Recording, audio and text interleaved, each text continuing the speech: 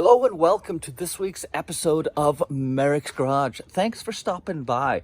My channel is dedicated to the rebuild, the repair, the fabrication of all kinds of different trucks, but mostly focused on my square body K5 Blazer that I have had since high school. I constantly upgrading it, constantly tweaking it, constantly beating on it, and taking it out on awesome trips with my friends and family. If that sounds like something you're into, go ahead and click that subscribe button. Today we're looking at the GM Corporate 14 bolt rear axle. An awesome rear axle that is GM's gift to the off-road community. They're plentiful, they're incredibly strong, they're easy to work on, they're simple, they're durable, and they're cheap. Mine has been making a little bit of noise from some bearing wear, so today we tear it down, and during the process, I'll go through what makes a full float different from a semi-float, why this axle is so good, and how to replace some of the bearings and adjust some of the gears in it. Let's go get it. Merricks Garage. So I have been losing fluid from my rear differential breather tube for a while. Generally, it's after a freeway run. Usually when I'm pushing it a little bit, I'll get some blow-by out of the breather line, which is a little concerning. So I may have something going on in the rear diff. So I'm going to open it up today. We'll spin it. We'll see if we can see any problems, and hopefully there's nothing in there and this is all in my mind. Maybe I overfilled it, but it should have settled by now because it's been filled for a long time. So let's get this thing up in the air, pull the drive shaft, spin the tires, and see what we see. Okay, so there's my breather line, which it's not really that much higher than the diff, which is part of the problem. But anyway, I'm going to pull the drive shaft so we can spin and not deal with spinning the transmission and everything. And full disclosure, you guys, this is out of my wheelhouse. I'm not good with gears yet. Not that I'm good with anything yet. So bear with me. I'm figuring this out with you guys. Here's a top tip. Whenever you're removing hardware, put it back when you can. It makes finding it later a lot easier. So with the drive shaft out, this guy should spin fairly freely, which it is. Huh. Maybe it's time to crack open the diff. I love this tamper paint. That does not look good. Here's a tip. Leave your diff bolted on so you can get most of your fluid out without it falling off and making a huge mess. Here is the 14 bolt ring gear and carrier. This happens to be a Detroit locker. You can see the spring and cam down in there. And this is a 456 ratio. So replacing the bearings, so we're gonna be pulling these off. We need a press to get them off and on. And this is the new bearing and race. So a nice new bearing. I don't know if these have ever been serviced. What do people mean when they're talking about a full floater versus a semi-floating axle? Well, let's explain it right here. These are my axle shafts. So when we're talking about spline count on axles, this is what we are counting. As the ring gear spins in here, it's going to turn this axle shaft. This axle shaft is engaging to the wheel through the hub on the outside, which I'll show you here in a second. But what this means is this axle shaft isn't carrying any of the weight of the vehicle. I could remove the jack stands and put it down on the tires, and no load will be transferred over to this guy. That means that you do not have to worry about weight or anything like that determining the lifespan of these axle shafts. They are solely there to deliver torque and drive to the wheels. It also means that servicing is very, very easy. There's no C-clips to remove, meaning that you can leave the carrier in when you're servicing it. You just have to pull the axle out from the drive side wheels. So here you can see this is the axle.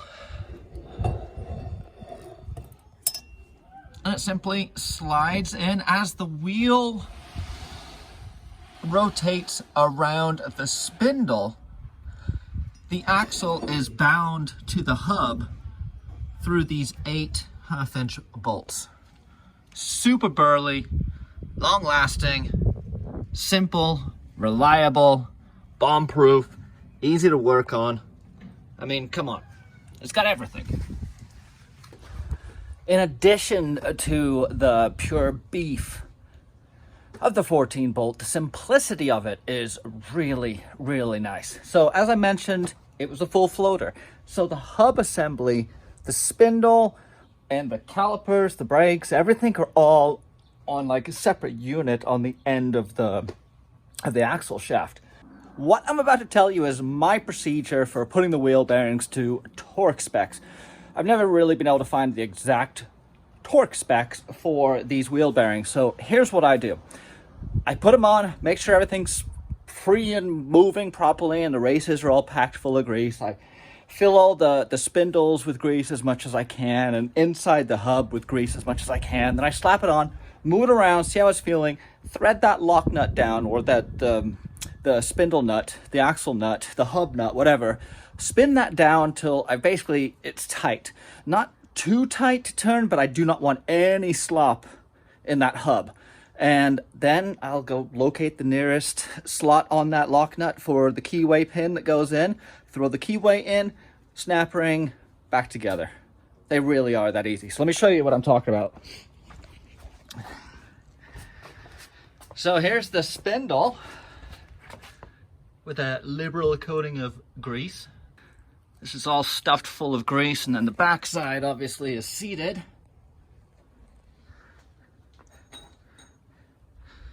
This is the nut I'm talking about. Keyway.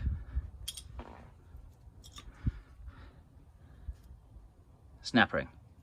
When it comes to setting up bearings, it is one of those things that people seem to really shy away from. They think it's going to be very difficult.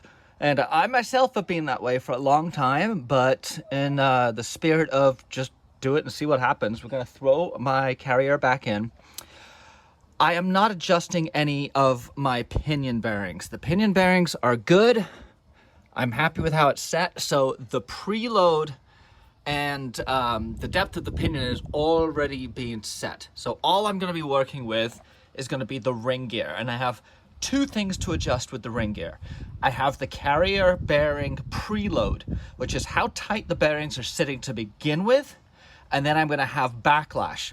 Backlash is going to be defined by how far into the pinion the ring gear rides. The more it sits in, the less backlash you have. The further out, the more backlash you have.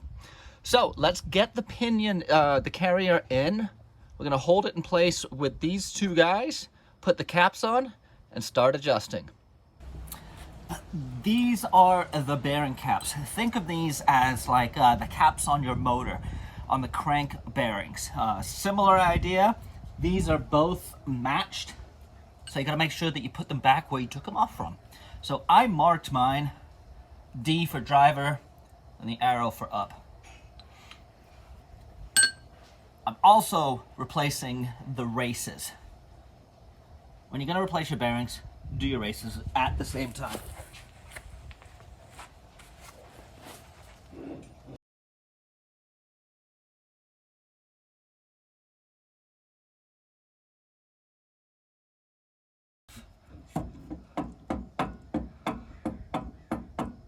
So that is like 1/2 inch of backlash, and I want to get it down to 7/1000ths. By loosening up this guy, it'll push that guy that way, and then we'll start over once we've got all that set up.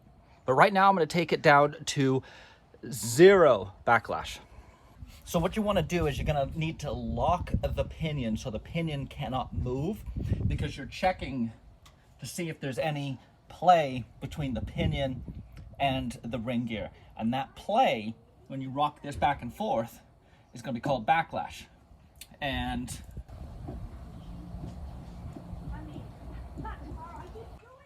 a little bit, but not a whole lot yet. So there is zero backlash here. So any movement you see will be correspondingly moving the pinion up front. So this is zero backlash, meaning that we have full engagement at the pinion and the ring gear. This is not right. This is too tight. But we get to set our carrier preload at this point. We do that by just torquing these guys down. Now obviously torquing a cross pattern, just like any time you do something like this. So that's 20 foot-pounds on that guy right there. Let's move to this guy. So what I've done is, there is some backlash in here, but the preload has been set on this side. It's time to set it on this side and then lock it in. I have the bearing preload dialed in. I'm gonna lock these guys down at 150 foot-pounds each. Then we're gonna measure the backlash. So let's hit these guys with my torque wrench and get them buttoned down.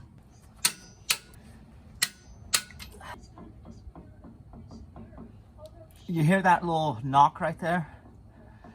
That shows that I have some backlash, but I'm not sure how much.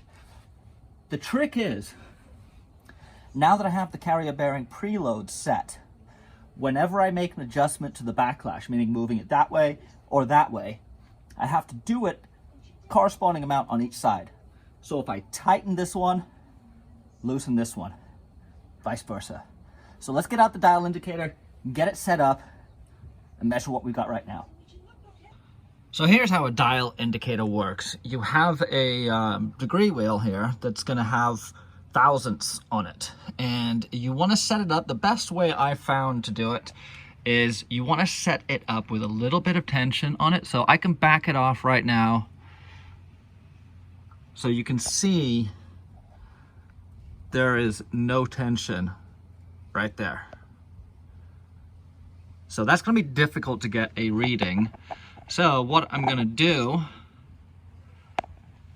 is I am going to bring in the dial indicator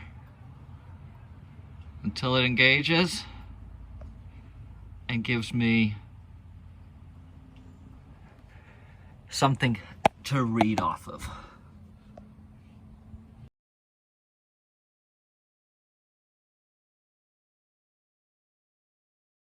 So dial indicator is set up and zeroed out.